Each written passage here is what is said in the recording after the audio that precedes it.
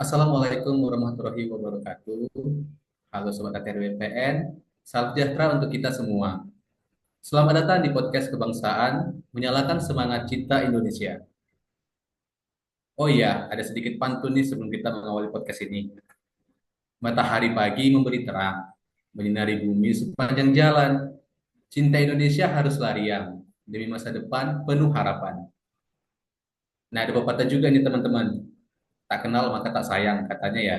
Makanya izinkanlah kami untuk memperkenalkan diri. Perkenalkan, nama saya Enggar Stefan Simamora. Saya biasa dipanggil Enggar. Halo, saya Kismawati Angelina Marbun, biasa dipanggil Angel. Halo, saya Herlambang Alfanto Wibisono, biasa dipanggil Tanto. Perkenalkan, saya Arita Karya Yuda, biasa dipanggil Yuda. Perkenalkan, saya Nesa Safira, biasa dipanggil Nesa. Oke, makasih banyak teman-teman untuk perkenalannya. Nah, nanti teman-teman, Indonesia itu kan luar biasa nih ya. Dari Sabang sampai Merauke, kita punya ribuan pulau, ratusan suku, beragam budaya. Tetapi ada satu yang menyatukan kita, yaitu Sang Merah Putih. Tapi pertanyaannya nih, sudahkah kita benar-benar mencintai bangsa ini? Bukan hanya sekedar kata-kata, tapi lewat dari sikap dan tindakan nyata. Nah, itu tuh yang bakal kita kupas tuntas ya teman-teman. Mulai dari wawasan kebangsaan, nilai bela negara, sampai aktif kecil yang bisa bikin Indonesia tuh semakin hebat. Nah, karena kita sebagai generasi muda, posisi calon ASN nih, pasti punya tanggung jawab besar menjaga persatuan, cinta tanah air, dan mengenalkan nilai-nilai bela negara. Hari ini kita berlima akan bahas bagaimana rasa cinta tanah air itu bisa tumbuh, terjaga, dan diwujudkan dalam kehidupan sehari-hari. Baiklah, pertama adalah mengenai cinta tanah air. Apa itu cinta tanah air? Ya, cinta tanah air itu soal kesadaran bahwa kita bagian dari bangsa ini. Bangga dengan identitas Indonesia, menjaga kekayaan budaya, sekaligus siap berkorban untuk negeri. Kalau bicara tanah air, seringkali orang mikirnya sekedar hafal lagu nasional atau ikut upacara. Padahal maknanya jauh lebih luas.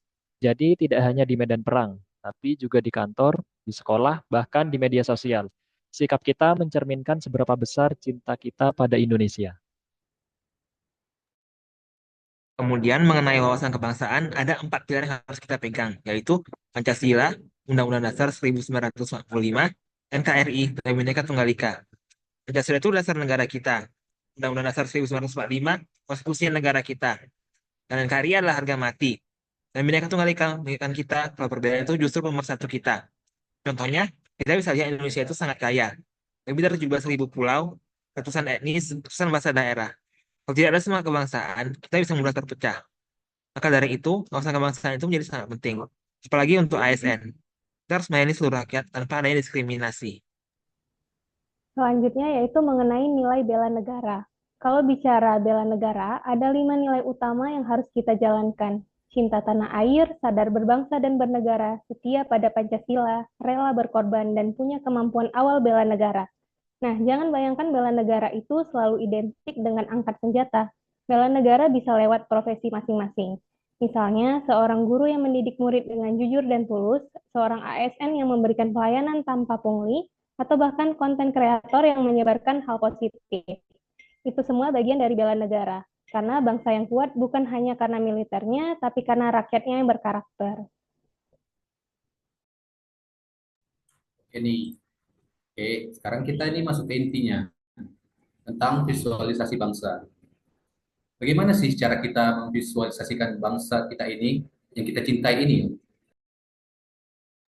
Nah, menurut saya nih, visualisasi bangsa itu adalah Indonesia yang damai, rakyatnya sejahtera, anak mudanya tuh bisa bermimpi besar, tapi tetap berakar pada budayanya.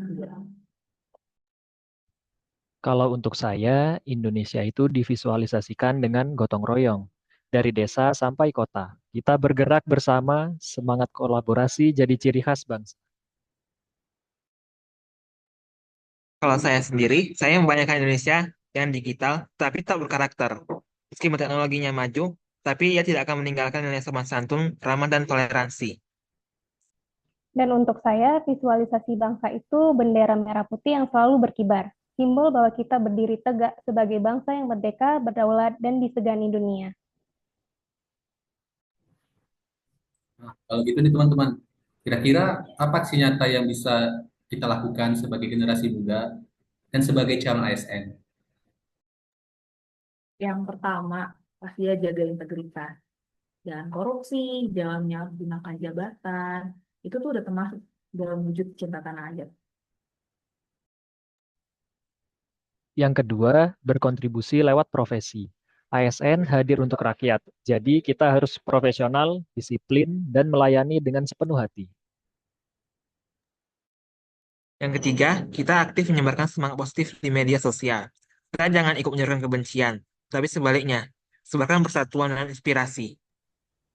Keempat, terus belajar dan berinovasi supaya kita bisa membawa Indonesia lebih maju, bersaing di dunia global, tapi tetap berjati diri bangsa. Jadi, cinta tanah air dan bela negara itu bukan slogan kosong. Itu adalah sikap, tindakan, dan komitmen nyata kita. Kita visualisasikan Indonesia sebagai bangsa besar yang bersatu, berdaulat, adil, dan makmur. Mari jaga Indonesia dengan semangat persatuan.